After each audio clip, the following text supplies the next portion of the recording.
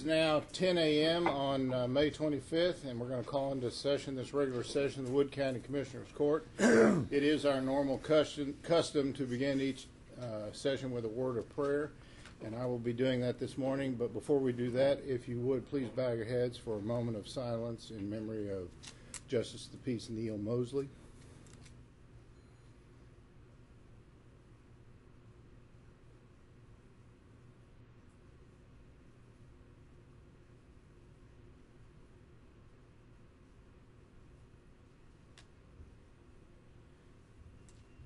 Dear Lord, we thank you for this day. We thank you for the opportunity to spend it here in your wonderful creation. We ask that you be with us as we tend to the business of the county here today and guide and direct our decisions. These things we ask in thy name. Amen. Amen. Item number 1, our agenda is public comments. Is there anyone in the audience today who wishes to address an issue pertinent to this court? Seeing no one come forward, we'll move to item number 2, is consider approval of personnel actions. Today we do have 8. I believe they are all from the Elections Department. The first one is Charles Denson, temporary hire. Second is Carolyn Aaronspear, temporary hire. Glenn Thurman, temporary hire. These are all election workers. Shirley Hurt, temporary hire. Terrell Aaronspear, temporary hire. Carol Denson, temporary hire. And Sarah Phillips, temporary hire. And Barbara Thompson, temporary hire. I would entertain a motion. Second. A motion by Commissioner Gilbert, second by Commissioner Gaskell, that we approve today's personnel action forms. All those in favor? Aye. Motion does pass. Item number 3 is consider approval of payroll. We do have payroll dated today in the total amount of $277,551.60. I would entertain a motion. So moved. A motion by Commissioner Pace, second by Commissioner Gaskell. We approve today's payroll. All those in favor? Aye. Motion does pass. Item number 4 is consider approval of line item transfers and budget amendments. We have line item transfer requests totaling $62.99, and we have budget amendments for the budget year, fiscal year 2012, totaling $12,182.43. I would entertain a motion. Second. A motion by Commissioner Gaskell, second by Commissioner Gilbert. We approve today's line item transfers and budget amendments. All those in favor?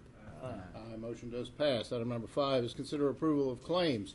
We have health, dental, and vision insurance claims in the gross amount of $69,025.01.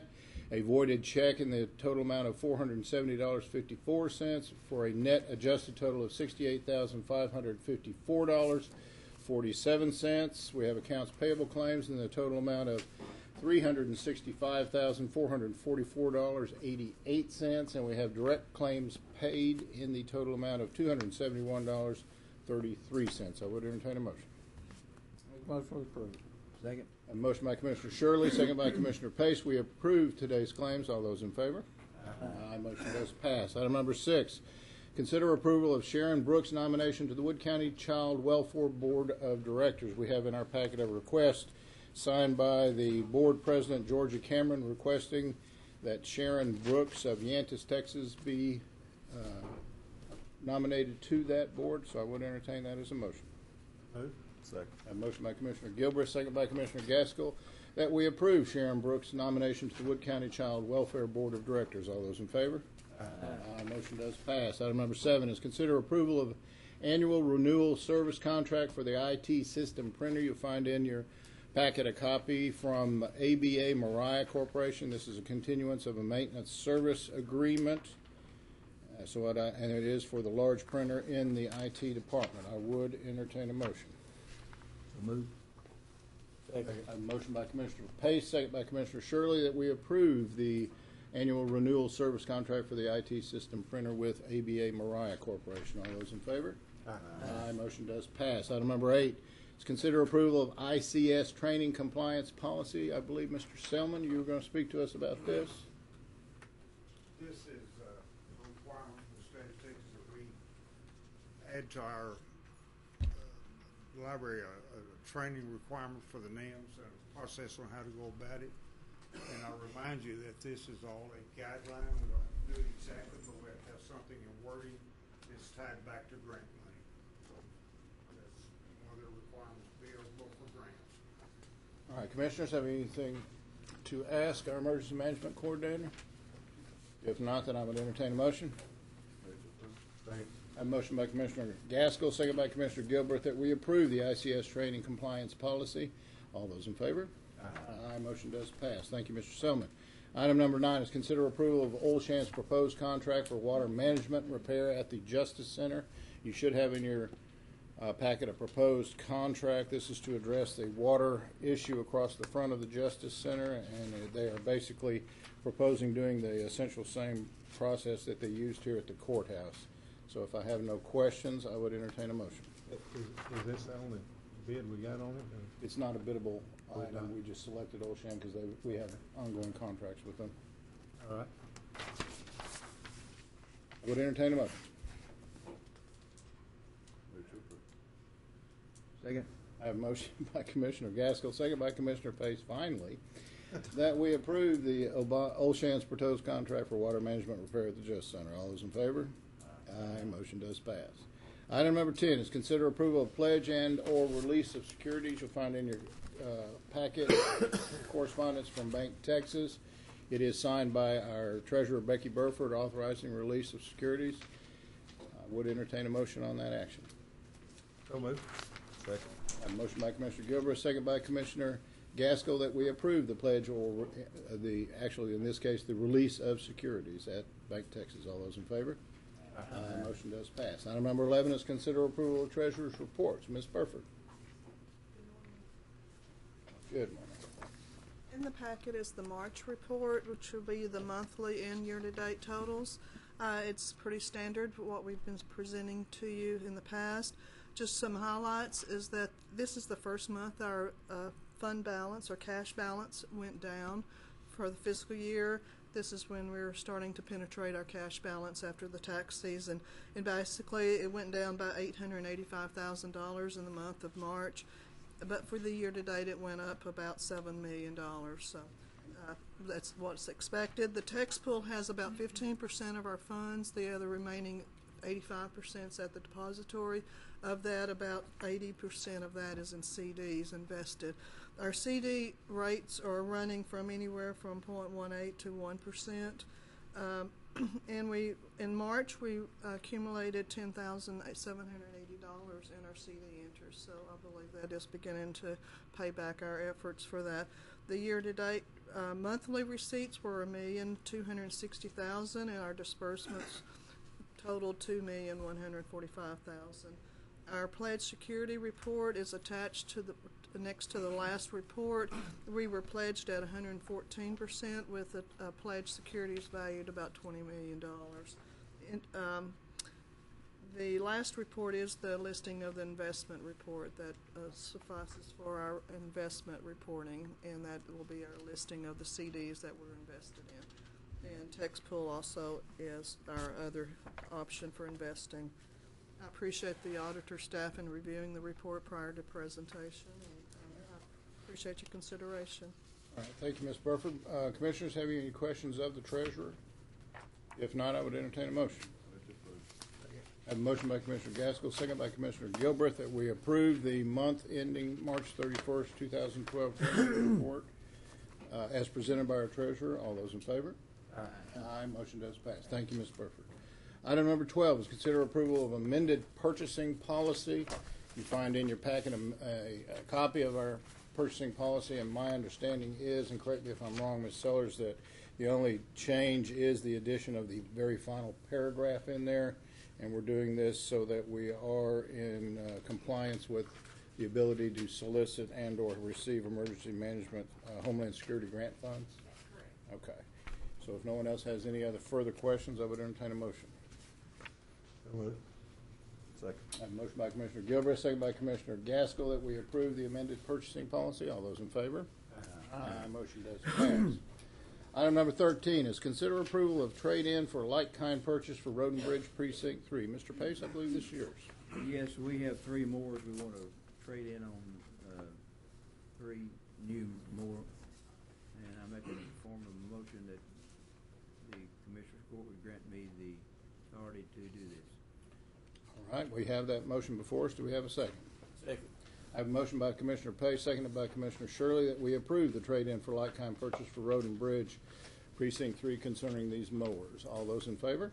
Aye. Motion does pass. Item number 14 is a presentation of the Community Transformation Grant of Northeast Texas Public District by Mr. George Roberts. Mr. Roberts, if you would come front and center, you may proceed. Thank you, Judge and Commissioners. Again, my name is George Roberts. I'm the Chief Executive Officer of the Northeast Texas Public Health District. And it's a privilege to come here today and speak before you. And I think you know our young lady with boots on the ground around here who's walking around on the disabled list this morning is Miss Paula Thomas behind me. Paula has been working with you as, in our public health preparedness program for a number of years now. And she's also going to be helping us as we kind of get this program off the ground. She's going to be our project coordinator, so she's going to be splitting her time over the next few months with this thing. But and also Rona Schrum is going to be the community health worker with this program. A couple of the introductions: Stephanie Taylor is our project manager for the entire community transformation grant, and Corey Phipps is working with her as our project assistant. So we're glad to be here today. Tell you, look, we wanted to brief you on this program. This is a tremendous opportunity not only for our organization but particularly for Wood County. There's $208,000 that is going to be coming into Wood County over the next few months as a result of this. So we've already leased space. But just to give you a briefing about what this is, and this information I think is in your packet. I'm going to be pointing to this piece of information right here, as well as kind of the front and back of this. Transforming Texas is a grant that came to us via the state, which ultimately through the federal government. It's a 5-year initiative to support communities, workplaces, schools, healthcare providers, etc. And as we work to prevent and control tobacco use, prevent and reduce obesity, increase physical activity, improve nutrition, increase the control of high blood pressure and high cholesterol, and increase access to and demand for high-impact quality preventive services. And a little bit about my personal background. I kind of did a halftime, as they say, change in career. I ran hospitals most of my career, and I switched into public health about 5.5 years ago. And I think that, you know, one of the things y'all just talked about is your cost of your health insurance that you're paying out of your federal, out of your reserves right now. You know, if we don't do something in our country to control the healthcare costs, you know, we're all going to be sunk.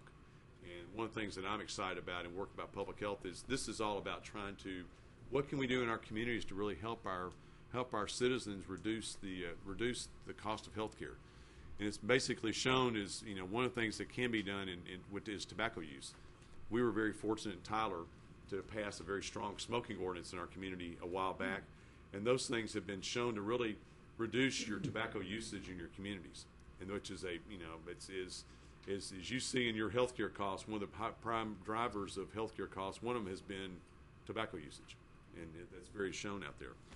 So the grant's this particular grant is working in communities of 500,000 or less. We're working in Smith County, we're working in Van Zandt County, we're working in Wood County. So this information right here gives you our spots. We've just leased space at 109 East Good, which is just around the corner here. So we're excited to be in there. But the strategic direction is we focus in just on Wood County, which is why we're here today, is threefold. Number one, tobacco-free living, reducing the danger of secondhand smoke. One of the things we're going to be working on is, you know, we're going to get a handle on who has tobacco ordinances in your various municipalities. I think you as a commissioner's court, you can't, you know, dictate the county. You can't say, we're going to have a countywide ordinance. You can't do that, but municipalities can. And we're going to do some research to find out where are we with smoking ordinances in your communities. You probably know some of that. I don't. So that's one of our first actual directions there. Secondly is we've had some real success in Tyler, and we want to expand this effort through the thing called the Fit City Challenge. Have y'all seen stories about that on CBS 19 and the Tyler Morning Telegraph? We've had the mayor's gone out and done it's led Fit Walk initiative. She's had mayor's walks. We've had the city manager that challenged the publisher of the newspaper to show up at a walk and get his head shaved, and the city manager shaved his head as a result of that. He then challenged the newspaper publisher earlier this year to lose 10 pounds. With the publisher put his hair on the line, and the publisher did lose his 10 pounds. So we're doing a number of different fun, you know, losing if staying healthy and eating right was fun, we'd all do it, wouldn't have an issue. But it's not fun. It's hard work, and it's something that we want to do things to encourage citizens to take better care of themselves. The third thing is increase use of quality clinical preventive services. A lot of times people don't know what their blood pressure is. They don't know what their cholesterol level is. They don't know what their blood sugar is until the first time. A lot of times they figure that out is when they have a health crisis. They go to the emergency room and the doctor says, "Wow, your blood sugar's off the roof." So what can we do to help prevent some of that stuff and encourage people to take better care of themselves? The key points: we're leasing office space here and equipment. There's a program coordinator specifically for Wood County, which is Ms. Thomas over here. A community health worker has been hired for Wood County to work with and educate the community on ways to control blood pressure, blood sugar, and cholesterol levels. We want to support current. What are some current things that are going on right now with healthy living initiatives in Wood County? We want to support those and also encourage the development of community initiatives, fund community initiatives on healthy living. And then finally, we're going to be working with the Texas Health Institute to do a community health assessment in your community, and that's something that can be paid for. We actually have $25,000 of our grant is going to pay the Texas Health Institute to come in here and do some work in your community over the next few months on a community health assessment. So those are the things we're working on. The map on the back kind of shows who got these grants. There was 18 different organizations that received funding for these things, and 30 counties are involved. So you see our little program here in Smith, Wood, and Van Zant. UT Health Center was able to get the grant for Lamar and Hopkins County. Is it Hopkins? Lamar and Hopkins County. So you see that. I can't read that either, Judge, so it's kind of hard reading there. But just to the north of you can kind of see that. But you kind of see the green there. So East Texas, that's kind of it. You go down to Region 5 there, you see Angelina and Polk counties. But, we feel very fortunate. The Northeast Texas Public Health District is receiving $737,000 to be spent by the end of September, I might add. It's scheduled to be a 5-year grant. We'll see. Again, we're based on federal funding, so we don't. They basically told us the goal is 5 years, but we're waiting on the federal government to tell us if we get the extra 5 years of it. But we'll find that out probably here in the next few days.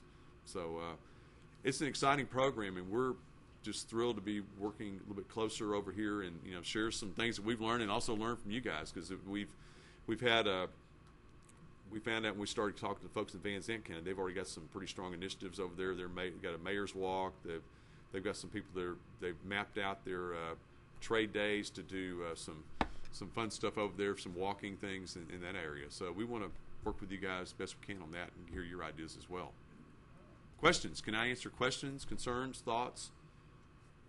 Commissioners, have you any questions for Mr. George? Well, please, you know Paula Thomas, so make her work for you over here. We do, and we're certainly hoping she mends quickly. We do too. I don't like that seeing her on the. I like seeing her with a bigger smile, and it's hard to smile when you got a broken arm. See, she was out trying to get healthy. One thing, sometimes you get healthy, you get injured. So there you go. She was out. She said she was doing a boot camp up in Winsboro and fell running around the square. So. Oh no. Well, Mr. George, we appreciate the presentation, and we're excited about the possibilities of a joint program of this nature. Thank you. Thank you. Item number 15 is executive session to discuss retention of outside counsel for pending litigation. It is now 10:19, and we're going to go into executive session to deal with this issue.